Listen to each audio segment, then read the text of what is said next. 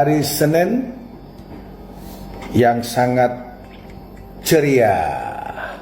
Saya melihat adanya wawancara eksklusif dan kebetulan di sini ada jadi narasumber yang bernama Sansabella.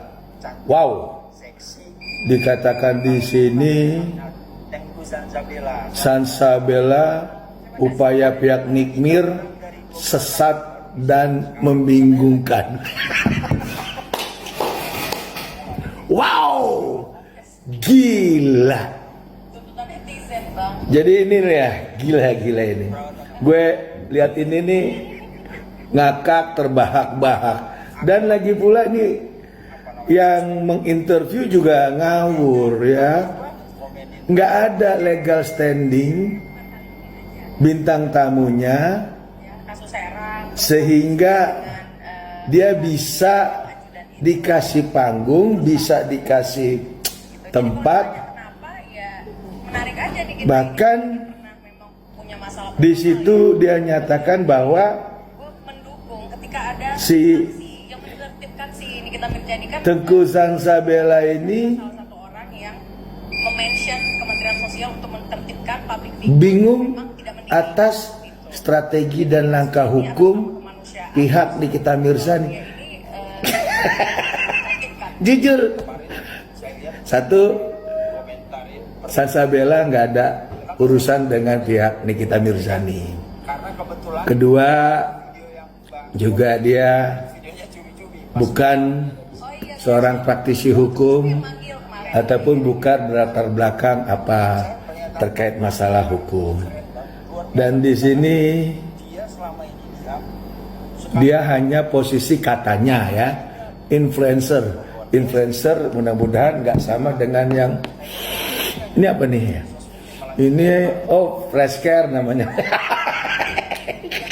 Nah, jadi gue sangat kaget di sini dikatakan bahwa Nikmir sama Fahmi Bahmid itu langkah hukumnya kontradiktif.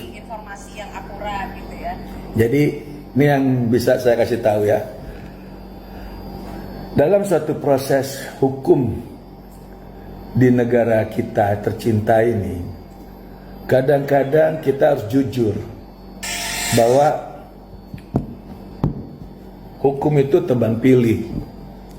Dan itu terjadi banyak, bukan kasus Nikita Mirzani saja, banyak kasus Vina Cirebon ataupun kasus-kasus yang lainnya nanti, atau nggak tutup kemungkinan di Pulau Bali juga ada seperti itu yang namanya kriminalisasi.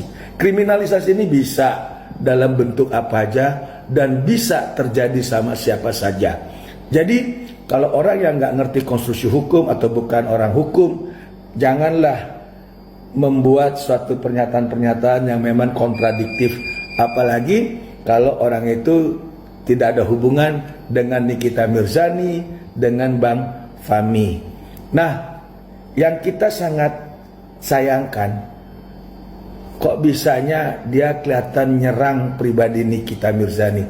Padahal temen juga bukan, kawan juga bukan, telepon-teleponan juga nggak pernah, WA-WA-an juga nggak pernah.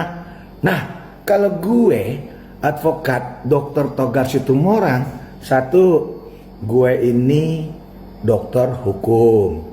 Kedua, gue temen dan kenal baik Bang Fahmi. Ketiga, gue kenal dan sering komunikasi sama Nikita Mirzani. Nah, terkait kasus Nikita, makanya gue coba semampu gue untuk bersuara terkait carut marut penanganan prosesnya. Waktu di Polda Metro, ingat kan? Begitu digaspolnya seorang Nikita Mirzani, tahanan pertama 20 plus 40 plus 30, lalu mau detik-detik kalah 30-nya lagi tambahan, itu bisa P21. Nah, waktu pindah ke P21 itu pasal berubah, yang tadi 368 berubah jadi 364. Nah, dalam hal ini sudah ada compang-camping penanganan. Dan belum lagi desas-desus di luar sana, bagaimana ada dugaan-dugaan yang berseleweran. Ada yang dibilang amplop coklat, amplop ini, amplop itu. Itulah dugaan yang memang kurang, kita nggak tahu dari mana asal usulnya. Namun kembali lagi ke kasus ini, wajar seorang Fahmi, yaitu seorang lawyer, untuk memperjuangkan hak demi tegaknya keadilan kliennya, apalagi demi seorang Nikita Mirzani. Wajar melakukan upaya penangguhan, upaya bersurat ke Komisi 3, ke Bang Dasko, ke Pak Prabowo, kemana, itu wajar. Karena apa? Nih kita juga warga negara Indonesia, nggak ada yang salah, dan tidak boleh ada satupun orang yang nyinyir bilang itu kontradiktif. Di mana kontradiktifnya? Yang kalau kontradiktif itu adalah dia tidak berani bertanggung jawab atas tuduhan atau sangkakan yang dilakukan oleh pihak si pelapor.